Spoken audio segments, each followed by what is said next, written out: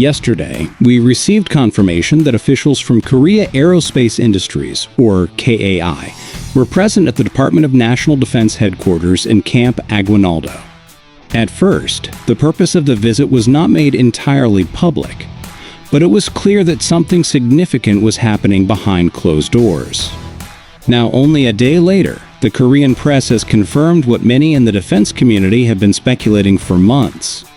A major contract has officially been signed between the Philippine government and Korea Aerospace Industries. This agreement involves the acquisition of 12 brand new FA-50 Fighting Eagle light combat aircraft for the Philippine Air Force. The total value of this deal?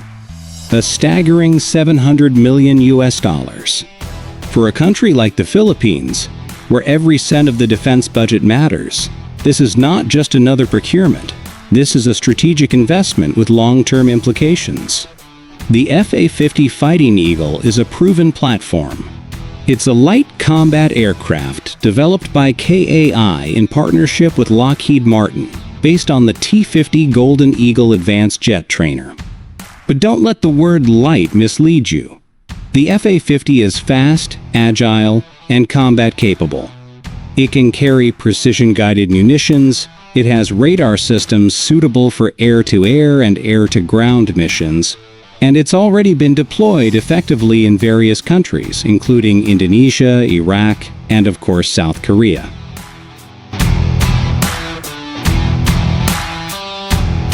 The Philippine Air Force already operates 12 FA-50s, which were delivered starting in 2015. These jets have significantly boosted the country's aerial capabilities, especially considering the long period when the Philippines had virtually no jet fighters at all. The existing fleet has been used for training, border patrols, and even limited combat operations during the Marawi siege in 2017.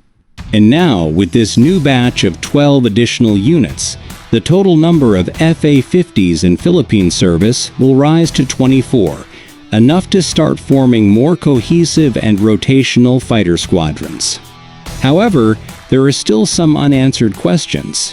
For instance, it's unclear whether the 12 new aircraft will be of the upgraded Block 20 variant. If so, that would be a significant step forward.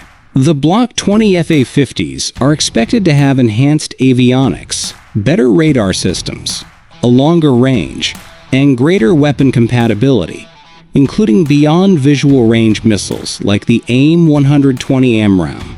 If this upgrade is confirmed, it will mark a shift from just having light attack jets to having actual short-range interceptors capable of defending Philippine airspace more assertively.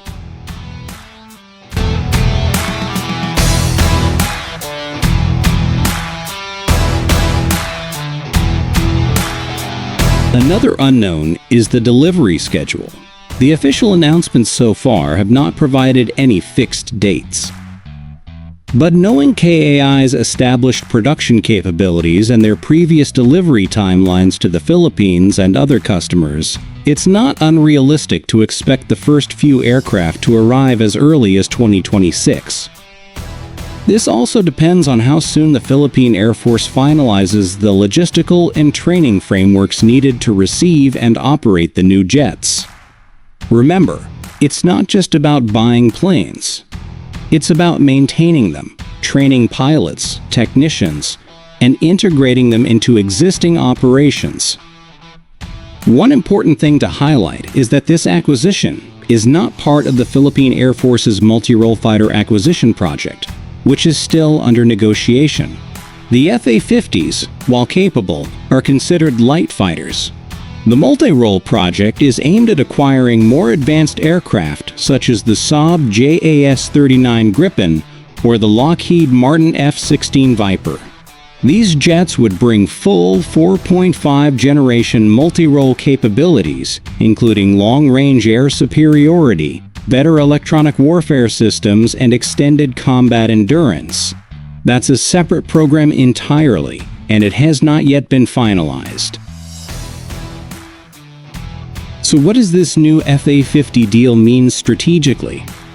First, it sends a strong message that the Philippines is serious about building a more credible air defense force. For decades, the country has lagged behind its neighbors in terms of air power. With only a handful of jet fighters, most of them trainer/light attack models, the ability to patrol and defend Philippine airspace, especially in contested regions like the West Philippine Sea, has been extremely limited. Second, the deal strengthens the already growing defense partnership between South Korea and the Philippines. Over the years, South Korea has become one of the most important defense suppliers to Manila, not just with the FA-50s, but also with frigates, amphibious vehicles, and other military technologies. This relationship offers cost-effective, reliable platforms without the long political strings that often come with Western suppliers. Third, it improves training and operational readiness. With more aircraft, the Philippine Air Force can train more pilots at a faster rate. It can rotate aircraft for maintenance without sacrificing operational tempo.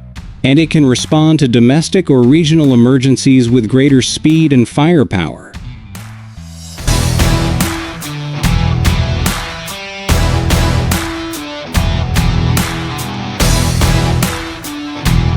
While critics might say that 12 additional light fighters are still not enough to deter major threats, they're missing the bigger picture. This acquisition is part of a broader modernization roadmap under the revised AFP modernization program.